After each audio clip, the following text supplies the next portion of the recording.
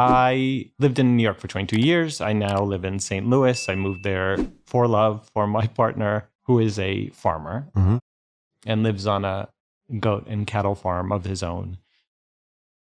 And I go there every weekend and spend, 3 or 4 days there. And so I'm that annoying person who drops in every weekend and has thoughts about what he's been working on all week. So anyway, he's got, I think... The helicopter partner. Helicopter farmer from the city Helicopter who has farmer. never been anywhere near a farm, who has thoughts all the time. You know what you should really do? That's which he finds very amusing. So he's got over 100 cattle, and he's got these 60 heifers every year that get impregnated by one bull, right? So there's one bull that does all the work. And he keeps a bull for, in this case, he had a bull for 4 years. And this bull, when I saw it, I was like, oh man, where he walks, like the ground like shakes, the females part, they like bow their head. It's like the Lion King, right? Like his balls are the size of coconuts. Like what men in Austin, the patriarchy they aspire to here, like that religion that I see men here go for, is that bull. They need to spend time with that bull and everything will be fine. They need bronze statues of this bull. Yeah.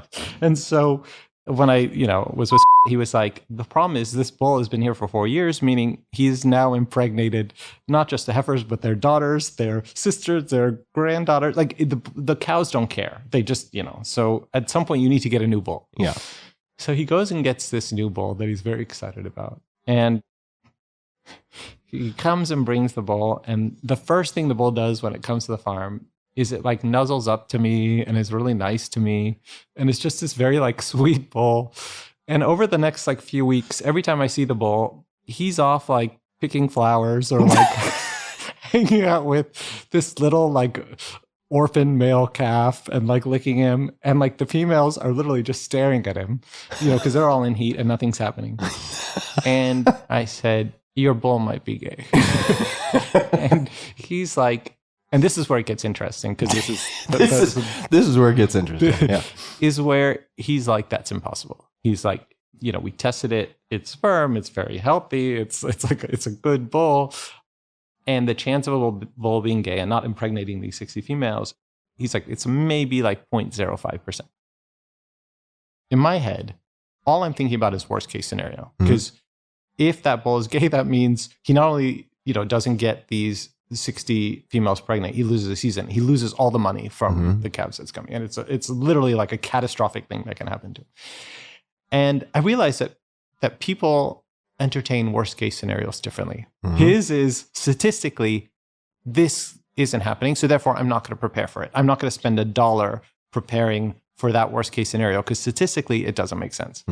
All I care about in life is the worst case scenario. So to me, the moment I'm like, that bull is gay, all I'm doing is finding all the evidence that it's gay and being like, here's the action plan for the gay bull. We are, getting every female pregnancy tested. You're having the vet come out. You're checking the sperm again. You're doing this. You're bringing out that fancy machine that like triggers them. Like I'm spending in my head, I'm getting him to spend thousands of dollars on this gay bull to make sure it still gets them pregnant. Like artificial insemination, everything.